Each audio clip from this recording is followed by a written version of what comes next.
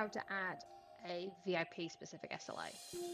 So the most obvious answer to this, you would think, is to go in here, create a new SLA policy for a ticket, and we set this to the requester's VIP status. However, that is not available to us here. We can only apply an SLA to the ticket properties, not to the properties of the requester. So we're going to have to get a little bit clever.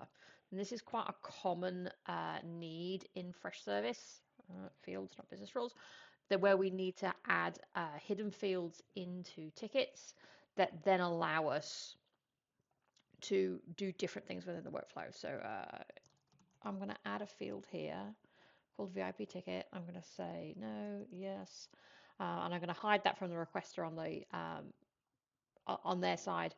And then I'm also going to go in and hide this as a business rule later. But for the time being, there you go, I've added my field. I'm then going to go in and make this a hidden field by adding a business rule. So just to my default rule here, we're going to hide VIP ticket from that new form. And we're also going to add a rule because this is kind of my demo system, so we don't have tons of rules. Default edit ticket. I'm going to set that for everyone on new and edit. We're going to hide VIP ticket. Right. Okay, so now when I go and create a new ticket, if that has worked properly, we should have find VIP. It's not on there. Brilliant. And if I go and look at any of my open tickets already, there's one from a previous video that has not hidden that there. Not quite what we wanted. Let's just go back and give that a quick new and edit. Oh, turn it on. Turn it on and that would help. There you go. There you go. That's hidden off of there. Brilliant. Right.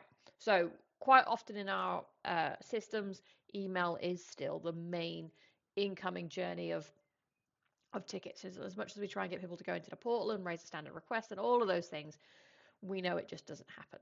So we now need to set that value appropriately. So what we're going to do is set VIP ticket value on our workflow.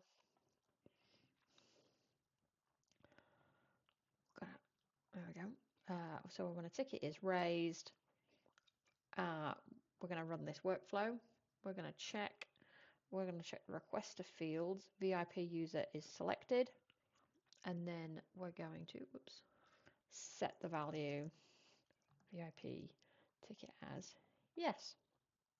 Simple as that. So now when a ticket is raised, the workflow is going to check if the requester is a VIP user. If they are a VIP user, then we're going to set that hidden field to yes. And there we go. So in my system, Andrea is my VIP. So I'm just going to create a quick ticket for Andrea. So she's going to be in IT workspace. It's going to be Andrea. I think she was in everybody's. This is my VIP test. You don't need to watch me type forever and a day. I'll send it to the incident team. And we don't have all this all set, so just for the sake of help. So here we can see Andrea is our VIP. There's been a workflow run. We can see that value has been set and it's been set to yes. Great, so we know that workflow works. Now we can go back into our SLAs. We can create a new SLA policy for a ticket. We can say this is our VIP SLA. And we want to have, obviously we can't go any lower than 15 minutes on a response time. So we've got 15 minutes response on all levels, and we've got a 1 hour, let's call it a 1 hour resolve on everything. There we go. And we then set our ticket condition. VIP ticket is yes. And we could even add an escalation rule there. So we could say when that SLA breaches, then issue an update to the assigned agent to say, hey, you got a VIP ticket, get on with it. We hit save. So if we go back to our VIP ticket with Andrea, we can see here at the minute she's picked up the default SLA. So here we can see that that was picked up that way.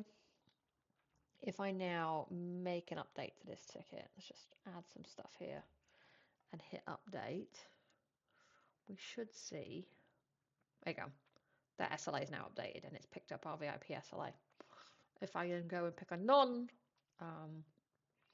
VIP ticket. So me in my own system, I am not a VIP. I'm just going to go and assign this to another team and hit update. You'll see that that does not then change that SLA on that top right hand corner in the same way. And that's how you do it. So Fresh is brilliant. It's brilliant at a lot of things. There are some things you need a little bit of a workaround with. So sometimes getting information from one table into another, we got to go set that as a hidden ticket property. Not my favorite feature. I would like to be able to hide those fields automatically, all that sort of stuff. But generally, if you can't get to a property in another table around company or requester or something like that, you can use a workflow to set the ticket property and then effectively hide that off the system and get around it that way. So hopefully that was helpful. Thanks very much. Bye. Thank you for watching. Like and subscribe to stay up to date with the latest features and tutorials. If you or your organization need help with Freshservice, check out our consulting, implementation, training and support services at our website. zest.co.uk. Zest, a fresh perspective.